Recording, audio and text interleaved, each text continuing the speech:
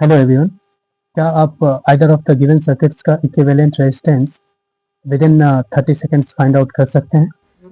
एक दफ़ा ट्राई करके ज़रूर देखें। कर लिया आपने? खैर छोड़िए। आपसे कहूँ इन दो सर्किट्स का इक्विवेलेंट रेजिस्टेंस आपने निकालना है within 30 seconds. I hope कि most of you can easily do it. आपको जानकर हैरानी होगी कि ये दो सर्किट्स एक्चुअली सिंप्लीफाइड व्यू हैं वो गिवन सर्किट्स के। चलिए आज हम समझते हैं कि हम कैसे इजीली किसी भी गिवन सर्किट को, कैसा भी मेसी सर्किट हो, कॉम्प्लेक्स हो, उसे हम इजीली लीनियर लेआउट में इक्विवेलेंट सर्किट डायग्राम ड्रॉ कर सकते हैं। इसके कुछ चेक पॉइंट्स हैं, आइए तेजी से उन्हें समझते हैं। फर्स्ट वन इज, एक्चुअली जो चेक पॉइंट है इसे हम पोटेंशियल पॉइंट मेथड कहते हैं। First one being terminal identification. Actually in this we have to find the supply points first of all. तो supply points generally A and B ही होते हैं, हम जानते हैं। देन उन्हें सर्किट के एंड्स पे मार्क करना होता है। जैसे दो पॉइंट्स हैं अपने पास सप्लाई पॉइंट्स, हमने लिखा ए एंड हियर बी। बीच में कोई पॉइंट्स आएगा तो हम उसे बीच में मार्क कर देंगे। Now the second one is identifying equipotential point. ये बहुत इंपॉर्टेंट है, ध्यान से देखिएगा। ये कहता है कि वे जंक्शंस जो बिना रजिस्टर या बैटरी के केवल सेम वायर से जुड़े हों तो वे आइडियल वायर कहलाते हैं और उनका पोटेंशियल सेम रहेगा, मींस चेंज नहीं होगा। अब यूँ समझिए कि जैसे ये वायर है, जहाँ ए है जहाँ बी। हमने कहा ये एक प्योर कंडक्टिंग वायर है, मींस इसका जो रेजिस्टेंस होगा ये जीरो होगा। मींस अगर रेजिस्टेंस जीरो तो हम जानते हैं वी ड्रॉप इक्वल्स टू होता है, ओम साहब का सिद्धांत जानते हैं, वी इक्वल्स टू आई। तो अगर आर जीरो हो गया तो आई कितना भी बड़ा या छोटा क्यों न रहे, वी ड्रॉप जो होगा ये अपने पास जीरो हो जाएगा। सो हम कह सकते हैं कि अगर वी ड्रॉप जीरो है तो यहाँ अगर वी वोल्टेज है तो यहाँ भी वी ही वोल्ट रहेगा, चेंज नहीं होगा। नेक्स्ट पॉइंट कहता है कि यदि बीच में कोई भी रजिस्टर या बैटरी आ गई तो पोटेंशियल चेंज हो सकता है।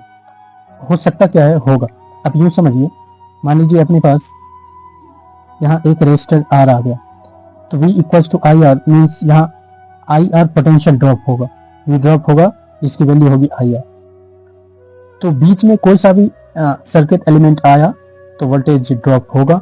अगर एक वायर है, प्योर कंडक्टिंग वायर है, हम आइडियल सिचुएशन में लेके चलते हैं। जैसे मान लीजिए आपने काइनेमेटिक्स में देखा होगा कि हम एयर रेजिस्टेंस को नेग्लेक्ट करके चलते हैं, तो वैसे ही अगर आइडियल वायर है तो पोटेंशियल ड्रॉप नहीं होगा, पोटेंशियल सेम रहेगा। और सेम रहेगा तो हम किन्हीं पॉइंट्स को, इस पॉइंट्स को भी बी कह सकते हैं, इसे भी बी कह सकते हैं, मींस इक्वी पोटेंशियल पॉइंट्स हैं तो इसकी नेमिंग भी हम सेम कर सकते हैं। इसलिए सेम कंटिन्यूअस वायर के सभी बिंदु इक्वी पोटेंशियल माने जाते हैं। आई होप आप ये समझ गए होंगे। Third point is naming unique nodes. Means जिन जंक्शन या नोड्स के बीच, जंक्शन मींस जहाँ एक से दो वायर जुड़ी हो, एक से अधिक वायर जुड़ी हुई, ये जंक्शन है अपने। तो जिन जंक्शन या नोड्स के बीच सर्किट एलिमेंट जैसे रेजिस्टर्स मौजूद होंगे, अलग नोड्स होंगे। जितने भी डिफरेंट नोड्स होंगे उनका जो नेमिंग हम करेंगे उनकी वो डिफरेंट होगी, A B C D like that. Shortcut ये है कि भाई सेम वायर हो तो सेम नोड, मीन्स बीच में कोई सर्किट एलिमेंट नहीं आया तो नोड चेंज नहीं होगा। अगर बीच में कोई सा भी एलिमेंट है तो नोड न्यू हो जाएगा। आप यूँ समझिए, जैसे मैंने कहा ए, यहाँ से ऐसे करके यहाँ तक आया तो इस पॉइंट को भी मैं ए कह सकता हूँ। क्यों? क्योंकि बीच में कोई एलिमेंट नहीं। अगर वही ये पॉइंट अपना ए है, बीच में कोई रजिस्टर आर आ गया और फिर से वायर ये आगे बढ़ गई तो इस पॉइंट को अलग नाम देना पड़ेगा, इसे हम बी कह सकते हैं। आई होप ये क्लियर होगा। एक्चुअली ये जो नेमिंग यूनिक नोड्स है, इसे आप यूँ समझिए कि हम हर एक रजिस्टर का जीपीएस एड्रेस ढूंढना चाह रहे हैं, मीन्स वो किन दो पॉइंट्स के बीच लोकेटेड है, राइट। ये ढूंढने के बाद हमें at the end equivalent circuit diagram draw करना होता है। ये कैसे कहते हैं? ये भाई लीनियर फॉर्म में करेंगे हम। जितने भी इक्वी पोटेंशियल पॉइंट्स हैं उन्हें हम अपने कन्वीनियंस के अनुसार मर्ज कर सकते हैं। रिड्रॉ करने के बाद सीरीज और पैरेलल ये ऑब्वियस हो जाते हैं, आपको दिखने लगेंगे कि हाँ भाई ये सीरीज में है, ये पैरेलल में है। अंत में वेरीफाई जरूर कर लें, count the number of resistors in both the diagram. जो डायग्राम क्वेश्चन में आपको दे रखा है और जो आपने इक्विवेलेंट सर्किट डायग्राम ड्रॉ किया है, दोनों में वेरीफाई कर लें कि हाँ भाई ये दो इन्हीं पॉइंट्स के बीच हैं, और काउंट जरूर करें। कई दफ़ा हो सकता है कि जल्दीबाजी में अपन एक आधा रजिस्टर छूट जाए, तो अगर छूट गया फिर तो भाई क्वेश्चन ही अपना आंसर ही गलत हो जाएगा, राइट। इससे पहले कि हम क्वेश्चंस प्रैक्टिस करें, हम एक गोल्डन रूल समझ लेते हैं सीरीज और पैरेलल कनेक्शन को आइडेंटिफाई करने के लिए। ये रूल अपने को कहता है, सबसे पहला है सिंगल फ्लो ट्रिक या फिंगर ट्रेस मेथड या सिंगल पाथ टेस्ट। मीन्स कि अगर हम अपनी फिंगर को करंट की डायरेक्शन में मूव करना स्टार्ट करें, तो अगर फिंगर मूव्स विदाउट चॉइस, इस कोई चॉइस नहीं है, मान लीजिए यहाँ 2 ओम रजिस्टर है, यहाँ से गया और फिर ये 3 ओम रजिस्टर से गुजरना पड़ रहा है, क्या करंट के पास, इस करंट के पास कोई चॉइस है? यहाँ 3 ओम से भी इसको पास होना होगा, 2 ओम से भी पास होना होगा, तो ये सीरीज कनेक्शन है, right. And if finger has to choose any path, मान लीजिए ये 2 ओम रजिस्टर से गुजरा, यहाँ एक रजिस्टर है, यहाँ दूसरा रजिस्टर है और यहाँ पॉइंट सी है, ये ए है, बी, तो ए से सी तक जाने के लिए इस करंट आई के पास, यहाँ जैसे ही इस जंक्शन पे पहुंचेगा, इसके पास 2 पाथ्स हैं, इसके थ्रू भी जा सकता है, इसके थ्रू भी जा सकता है। तो since it has got a choice, so this is parallel connection, right. इसी पैरेलल कनेक्शन के लिए हम जंक्शन स्प्लिट टेस्ट कहते हैं। जैसे ही आप किसी नोड पे पहुंचेंगे, अगर करंट ब्रांचेस में डिवाइड हो गए, मीन्स यहाँ I1 करंट गुजरेगा, यहाँ I2 करंट गुजरेगा और किरचॉफ साहब के लॉ से I = I1 + I2 होगा, राइट। तो करंट के पास यहाँ चॉइस है, करंट यहाँ ब्रांचेस में बट गया, तो अगर आगे बढ़ने के लिए ब्रांचेस में बटना पड़ता है तो पैरेलल कनेक्शन होगा। Means single path implies series connection, multiple paths implies parallel connection. So next one is break test. अब ब्रेक टेस्ट क्या है भाई? ब्रेक टेस्ट कहता है कि मान लीजिए आपने एक रजिस्टर को रिमूव कर दिया, तो अगर उस रिमूवल से पूरी सर्किट आपकी बंद हो गई तो भाई सीरीज कनेक्शन है। अगर current still flows then it is parallel connection. यूँ समझिए, मान लीजिए ये अपने पास ये कुछ ऐसा है सर्किट अपना, यहाँ से अगर मैंने इसे रिमूव कर दिया तो आगे तो इसके पास कोई चॉइस नहीं है करंट के पास, तो ये सर्किट अपना बंद हो गया मींस सीरीज कनेक्शन। अगर यहीं मैं पैरेलल ऐसे करके लगा दूं तो ये अगर मैंने हटाया ऊपर वाला तो नीचे वाले से फ्लो कर जाएगा, सर्किट तो फिर भी कंप्लीट है, तो ये पैरेलल कनेक्शन, राइट। अब एक बार क्विक समरी देख लेते हैं। क्विक समरी कहता है सीरीज कनेक्शन कब होगा भाई? सिंगल पाथ है, junction has no extra branch, removing one stops the whole circuit, right. Junction तो बनता ही नहीं है सीरीज में। पैरेलल कनेक्शन कहता है कि मल्टीपल करंट्स पाथ हैं, मींस करंट के पास चॉइसेस हैं। अगर 2 नोड्स के बीच मल्टीपल पाथ्स हैं और एक ब्रांच को रिमूव करने से सर्किट ब्रेक नहीं होता है तो पैरेलल कनेक्शन है। Same wire same node, means अगर ए है तो अंत में भी ए ही होगा, बीच में अगर कोई सर्किट एलिमेंट नहीं आया है, अगर बीच में एलिमेंट आ गया तो नोड डिफरेंट हो जाएगा। चलिए अब इसे अप्लाई करना, इसका एप्लीकेशन सीखते हैं। मैंने जो स्टार्टिंग में आपको क्वेश्चन दिया था, उस क्वेश्चन में ये पहला क्वेश्चन अपना ये है, आइए इसे सॉल्व करते हैं। देखिए ये पॉइंट ए है, यहाँ पे अगर मैं ऐसे करके यहाँ बैटरी लगा दूं, ये पॉजिटिव टर्मिनल, ये negative terminal, then it will flow like this. Okay, so अगर ये पॉइंट ए है तो ये तो सेम वायर है जी, तो इस पॉइंट को भी मैं ए कह सकता हूँ, इस पॉइंट को भी ए कह सकता हूँ। अच्छा, यहाँ देखिए ये पॉइंट बी है अपना, तो इस पॉइंट को भी मैं बी कह सकता हूँ, इस पॉइंट को भी बी कह सकता हूँ, राइट। अच्छा, अब देखिए यहाँ ए के पास यहाँ से यहाँ तक बीच में तो सर्किट एलिमेंट आ गया, तो इस पॉइंट को मैं डिफरेंट नोड मानूंगा और इसे मैं पॉइंट सी कहूंगा, राइट। अच्छा, अब कोई पॉइंट बचा भी क्या अपना? मुझे लगता है एक भी पॉइंट नहीं बचा है। अब इक्विवेलेंट सर्किट डायग्राम ड्रॉ करते हैं। भाई ये पॉइंट ए, ये पॉइंट बी, ये वाला पॉइंट बीच में हमने पॉइंट मार्क कर दिया, वो सी था। 3 पॉइंट्स हैं अपने पास, 3 पॉइंट्स मैंने मार्क कर लिए। अब देखते हैं, यहाँ ए और बी के पास 6 ओम रजिस्टर है, ये 6 ओम रजिस्टर ए और बी के पास हो गया। यहाँ भी ए और बी के पास ऊपर आप देखें तो ये 3 ओम रजिस्टर है, तो 3 ओम रजिस्टर भी मैंने लगा दिया। अच्छा, अब देखिए पॉइंट ए और सी के बीच यहाँ 2 ओम रजिस्टर है, तो 2 ओम रजिस्टर। पॉइंट ए और सी के बीच एक और रजिस्टर आप नीचे देख रहे होंगे, 8 ओम का रजिस्टर है, तो 8 ओम का रजिस्टर मैंने यहाँ लगा दिया, राइट। अच्छा, अगेन पॉइंट बी और सी के बीच देखते हैं तो ये 6 ओम का रजिस्टर है, ये 6 ओम का रजिस्टर मैंने यहाँ लगा दिया। ये पॉइंट बी और सी के पास अगेन 4 ओम का रजिस्टर है, तो 4 ओम का रजिस्टर मैंने यहाँ लगा दिया, ठीक। तो आई होप अपना इक्विवेलेंट सर्किट डायग्राम कंप्लीट हो चुका है। अब इस डायग्राम से हम इजीली सॉल्व कर पाएंगे। हमें दिख रहा है कि ए और सी के बीच 2 रजिस्टर्स जुड़े हुए हैं, same 2 nodes, multiple paths, parallel connection. Again C और बी के बीच में हम देख रहे हैं 2 रेजिस्टर्स जुड़े हुए हैं, same 2 nodes, multiple paths, this parallel connection. इससे पहले कि ये हम सॉल्व करें, एक चीज अपन देख लेते हैं। देखिए, if 2 resistors are in parallel are equivalent, सीधा सा हो गया प्रोडक्ट अपॉन सम, दिमाग नहीं लगाना ज्यादा, वैसे लिखते हैं ना भाई 1/r EQ equals to 1/r1 plus 1/r2, right.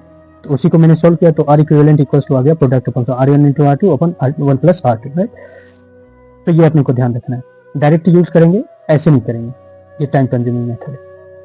अगर n equivalent n equal resistors अगर पैरेलल में हो, ये इक्वल है बाबू, अगर n इक्वल रेजिस्टर्स पैरेलल में हो तो R इक्विवेलेंट अपना आ जाएगा R upon n, direct divide कर देंगे। अगर 6 ओम के 3 रेजिस्टर्स पैरेलल में है तो 6/3 हो जाएगा, मींस 2 ओम हो जाएगा R इक्विवेलेंट, उसमें कुछ कैलकुलेशन करना ही नहीं। सिमिलरली अगर n इक्विवेलेंट रेजिस्टर्स सीरीज में हो अपने, तो R इक्विवेलेंट आ जाएगा n इंटू R, वैसे ही सिग्मा ऑफ R होता है तो n इंटू R आ गया, राइट। सो अब फिर से आते हैं अपने क्वेश्चन पे। तो क्वेश्चन अपना था, तो RCA एक बार निकालते हैं। RCA कैलकुलेट कैसे करेंगे? RCA हो गया प्रोडक्ट मींस 2 इंटू 8 अपॉन सम तो हो गया 10, मींस ये हो गया अपने पास 1.6। सिमिलरली अगर RCB कैलकुलेट करना चाहें तो क्या हो जाएगा बताएं आप?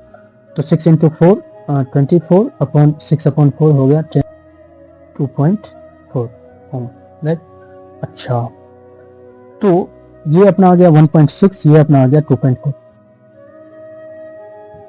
तो हम ये कह सकते हैं अपने पास ये है नोड A, ये है नोड B, यहाँ पर ये है 1.6 ओम, ये है 2.4 ओम, राइट। और यहाँ पर था 3 ओम और यहाँ पर है अपने पास 6 ओम, right. So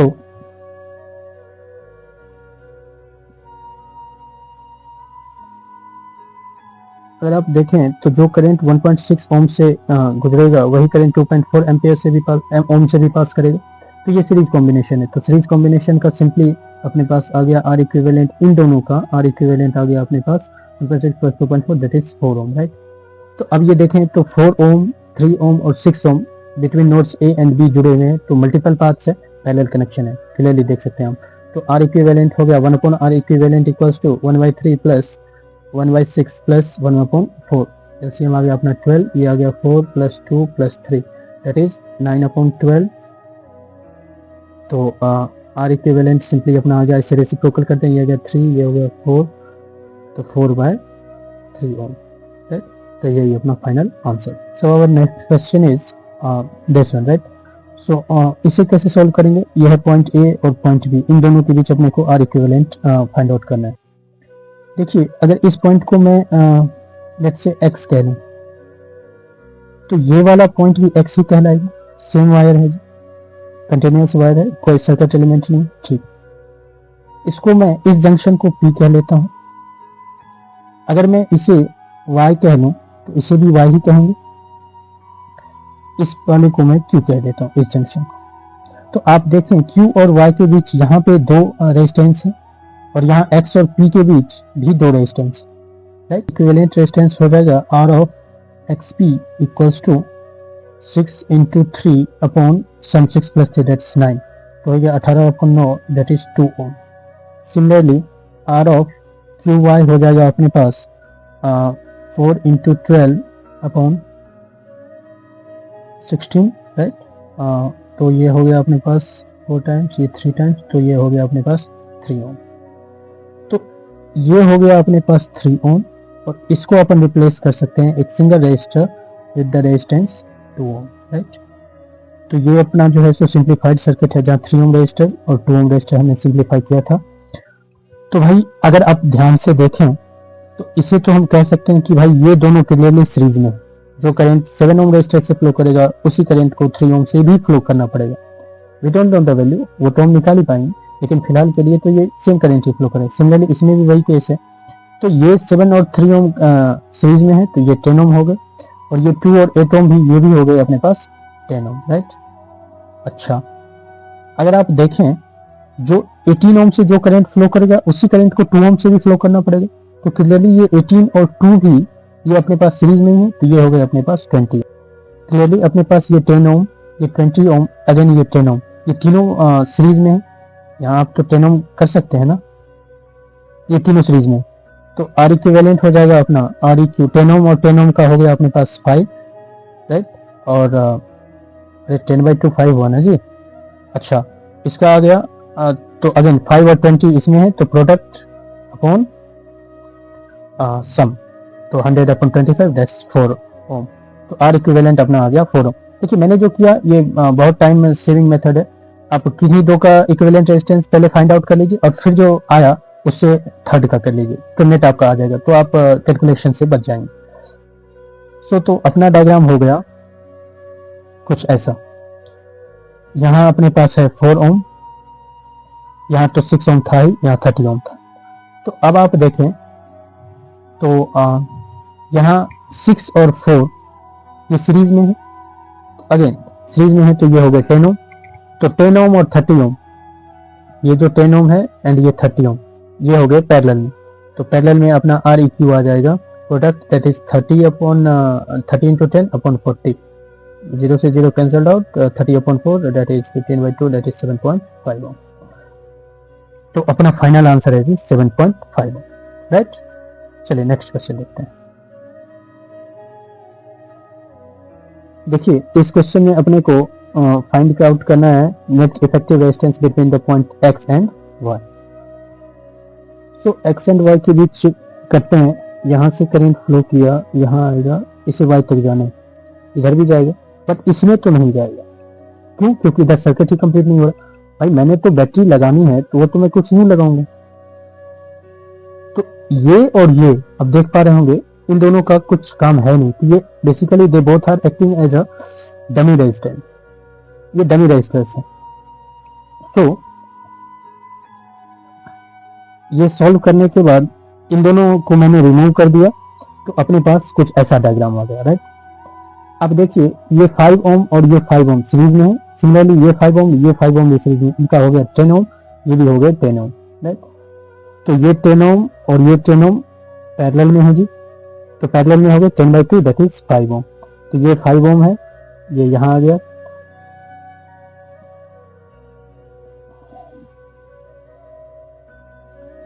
Now you can clearly see these 3 5 ohms are in series connection. तो ये हो गया 3 into 5 that is equals to 15 ohm. तो अपना जो इक्विवेलेंट रेजिस्टेंस आ गया इस सर्किट का, it is 15 ohm, right? As simple as that. चलिए बताइए इस बंदे को शॉक लगेगा? ध्यान से देखिए यार, थ्योरेटिकली स्पीकिंग इसे शॉक नहीं लगना चाहिए। Let me explain why. आपने बर्ड्स को भी देखा होगा, बर्ड्स को भी शॉक नहीं लगता है। ऐसा इसलिए होता है क्योंकि इस बंदे का दोनों हैंड जो है ये सेम वायर पे है, मींस इसमें कोई पोटेंशियल ड्रॉप नहीं हो रहा, इक्वी पोटेंशियल पे है। और अगर इक्वी पोटेंशियल पे है तो करंट के पास विद नो रेजिस्टेंस ये पाथ अवेलेबल है, तो करंट इस बॉडी से ट्रेवल नहीं करेगा। ये हैंड भी वी पोटेंशियल पे है और ये हैंड भी अपना वी पोटेंशियल पे है, तो डेल्टा वी हो गया अपने पास 0, तो करंट फ्लो नहीं करेगा और बंदे को शॉक नहीं लगेगा। बट अगर इसने कुछ गलती करी, गलती से इसने इस हाथ को इस वायर पे टच कर दिया, तो ये एक सर्किट कंप्लीट हो जाएगा and he will he may die. अगर मान लीजिए इसका पैर इस ग्राउंड को टच हो जाए, इस ग्राउंड को टच हो जाए, तो अर्थिंग हो जाएगी, फिर भी ये बंदा मर जाएगा। तो कहने का आशय यह है कि अगर ये सेम वायर पे आप लटक जाते हैं तो आप मरने से बच सकते हैं, बट ऐसा बिल्कुल भी ना करें, ये प्रैक्टिकली सेफ नहीं है, थ्योरेटिकली ही सेफ है, राइट। चलिए आगे बढ़ते हैं। So the next question is, in points A और बी के बीच अपना इक्विवेलेंट रेजिस्टेंस फाइंड आउट करना है। आइए करते हैं। ये पॉइंट ए है, सेम वायर, तो इस नोड को भी मैं ए कह सकता हूँ। ये पॉइंट बी है, तो इस नोड को मैं बी कह सकता हूँ, राइट। अच्छा, तो यहाँ तो रेजिस्टर आ गया, तो इसको मैं सी कह दूँ, ये भी सी हो जाएगा, यहाँ भी सी, यहाँ भी सी। अच्छा ये बी है, तो यहाँ भी बी हो जाएगा। देख पा रहे हैं आप? मुझे लगता है मैंने नीलिंग कर दी। आइए इसका लीनियर लेआउट ड्रॉ करते हैं। तो इक्विवेलेंट सर्किट डायग्राम इसका अगर हम ड्रॉ करें, तो ये है पॉइंट ए, पॉइंट बी। मैंने कहा था एक्सट्रीम्स पे ये मार्क करना है, बीच में अपना पॉइंट हो गया सी। तो ए और सी के बीच देखिए कितने रेजिस्टर्स हैं, दो रेजिस्टर्स देखे हैं अपने को 10 ओम और 60 ओम वाला। तो यहाँ अपने पास हो गया 60 ओम, यहाँ अपने पास हो गया 10 ओम, 60 and 10, राइट। पॉइंट बी और सी के बीच देखिए, तो बी और सी के बीच यहाँ आप देख पा रहे होंगे ये 3 ओम का रेजिस्टर है और यहाँ एक है 5 ओम का रेजिस्टर, राइट।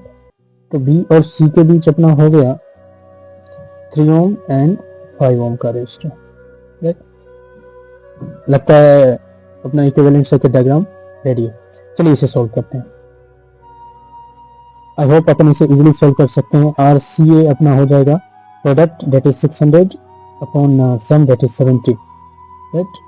तो आ गया अपने पास 60 upon 7 and R C B हो जाएगा अपने पास प्रोडक्ट दैट इज 15 अपॉन 8। तो ये अपने पास 1.875 आ गया, राइट। तो क्लियरली आर ए बी हो जाएगा, इन दोनों को ऐड कर दीजिए, सीरीज कॉम्बिनेशन हो गया, इन दोनों को ऐड कर दीजिए तो अपना आर ए बी आ जाएगा, राइट। ये भी सिंपल था, कर सकते थे। नेक्स्ट क्वेश्चन है अपना ये वाला, बहुत ही प्यारा क्वेश्चन है, आइए इसे समझते हैं। एक बार आप मैं चाहता हूँ ट्राई करके देख लीजिए, 5 सेकंड्स देता हूँ आपको।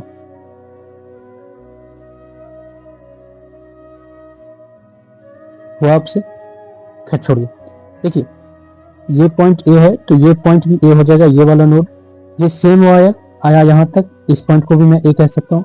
ये पॉइंट बी है तो ये वाले पॉइंट को भी मैं बी कह सकता हूँ, इस पॉइंट को भी बी कह सकता हूँ, और ये सेम वायर से यहाँ आ रहा है तो इस पॉइंट को भी मैं बी कह सकता हूँ, राइट। मैंने हमने कर दिया। अब आप देखें तो ये ए और बी के बीच ये 6 ओम का रेजिस्टर है, अगर ये भी बी और ए के बीच ही 6 ओम है, ये भी ए और बी के बीच ही 6 ओम है, तो ए और बी के बीच बेसिकली 3 रेजिस्टर्स हैं अपने पास, तीनों 6 ओम, राइट।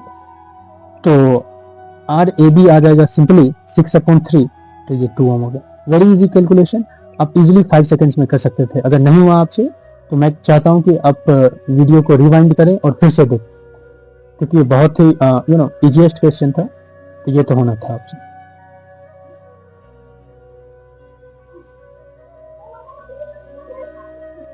अपना नेक्स्ट क्वेश्चन है इन पॉइंट्स ए और बी के बीच इक्विवेलेंट रेजिस्टेंस निकालना है। आइए देखते हैं कैसे।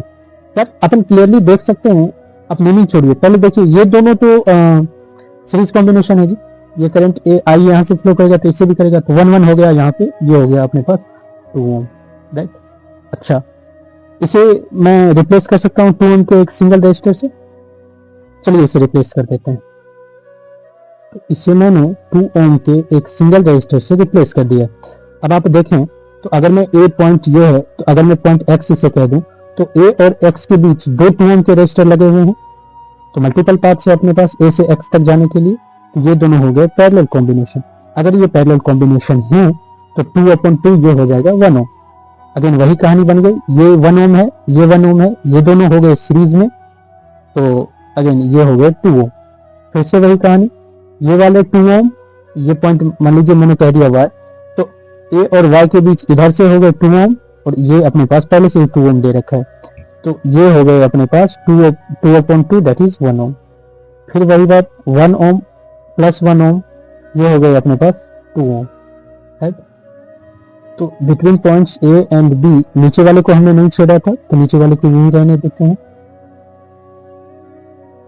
यहाँ हमने 2 ओम का रेजिस्टर लगा दिया, दोनों रेजिस्टर्स पैरेलल में हैं, तो इनका इक्विवेलेंट रेजिस्टेंस हो गया 1 ओम। बहुत इजी था, हमने स्टेप वाइज सॉल्व किया, इधर से सॉल्व करना स्टार्ट किया, तो इजीली सारे जो न्यूमेरिकल्स दे रखे थे, सारी वैल्यू बहुत ही इजी थी, तो हमने इजीली कैलकुलेट करके आंसर निकाला।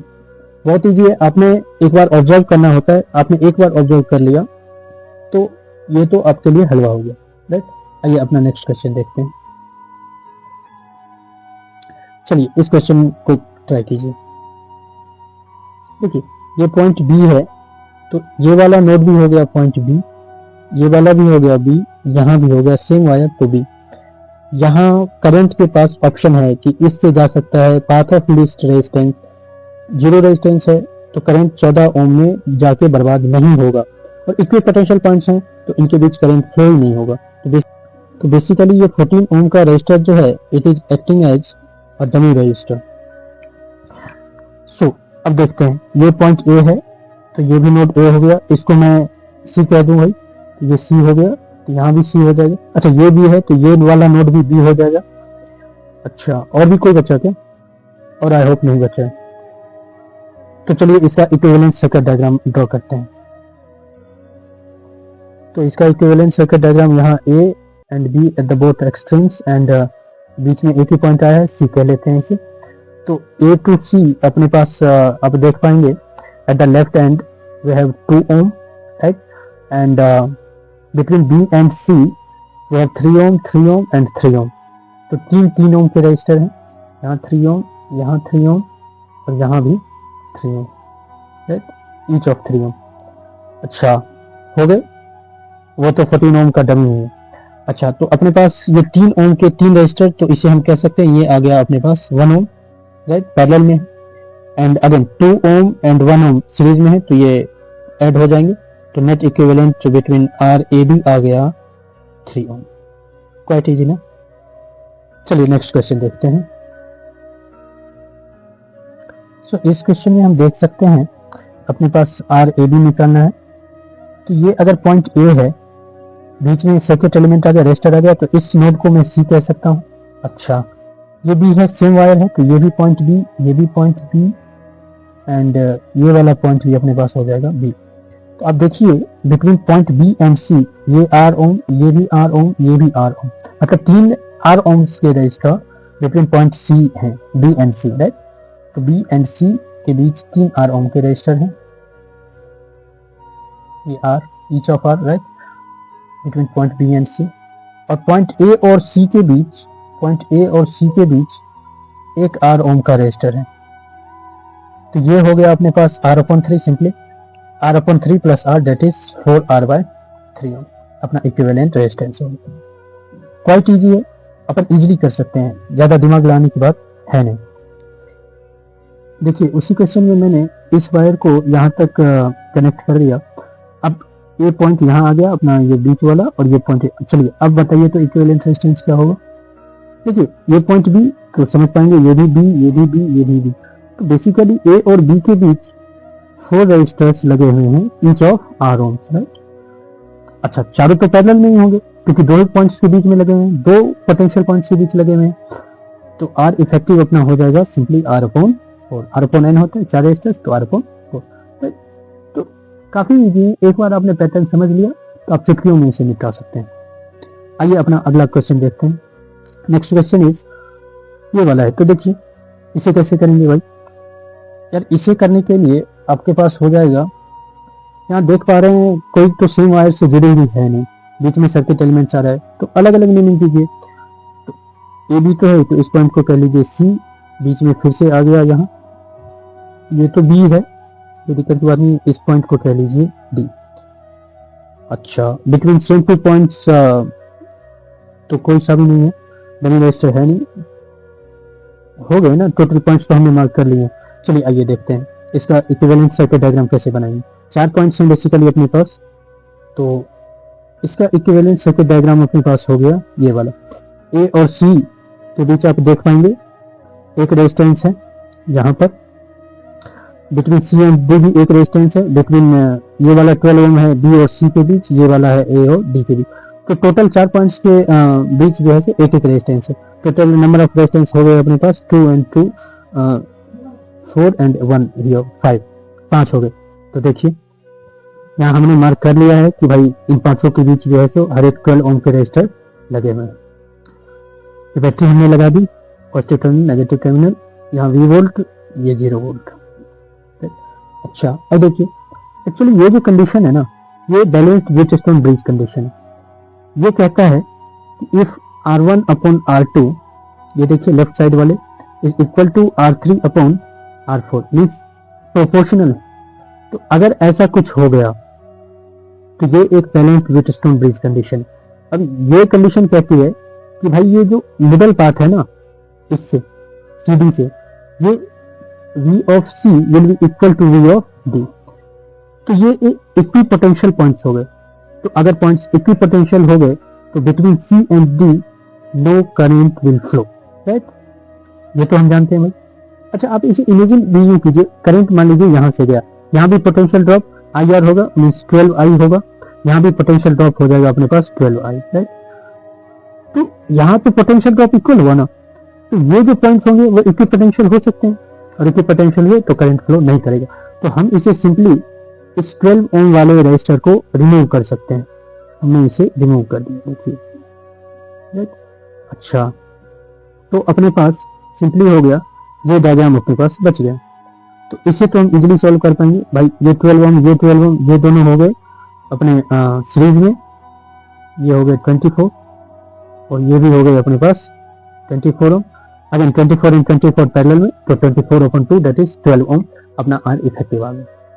तो बैलेंस वेवस्टोन बेस काफ़ी कंडीशंस होती है। मान लीजिए स्टार नेटवर्क होता है, डेल्टा नेटवर्क होता है, ये सिमिलरिटी बेस्ड क्वेश्चंस होते हैं, तो वो सभी अपन देखेंगे नेक्स्ट वीडियो में देखेंगे। वो तो जे लेवल क्वेश्चन है, निश्चित तौर पर अपन उसे भी सॉल्व करेंगे। बट ये जो थ्योरी मैंने आपको बताई है, गांठ बांध लीजिए, इस थ्योरी की मदद से आप कोई सा भी क्वेश्चन इजीली सॉल्व कर पाएंगे।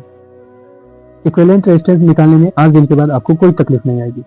चलिए अब हम इन दो क्वेश्चंस को देखते हैं। ये क्वेश्चंस आपके लिए हैं, please try and do let me your answer in the comment. तो पहला क्वेश्चन आपके पास ये रहा, between point A and B आपको आर इफेक्टिव निकालना है। सेकेंड क्वेश्चन थ्योरी बेस्ड है, क्योंकि लैंग्वेज वाले क्वेश्चंस मैथ्स में भी हम कम ही करते हैं, तो मैंने सोचा फिजिक्स में भी ये कर लें। So the question is, a wire of resistance R is bent into a perfect circle. 2 points x and y are chosen on the circumference such that the arc between them subtends an angle of 90 degree at the center. What is the equivalent resistance between points x and y? भाई ये circle है, ये point x है, ये point y है, तो इसका जो आर्क है ये 90 डिग्री एंगल सबटेंड कर रहा है सेंटर पे। ये तो क्वार्टर हो गया ना, तो इसका तो r/4 हो जाएगा। ये कितना बचा भाई, 3r/4 बच गया। ये x है, ये y है। अब तो आप सॉल्व कर पाएंगे, I hope, right. So this is the end, and I hope आपने जरूर एंजॉय किया होगा।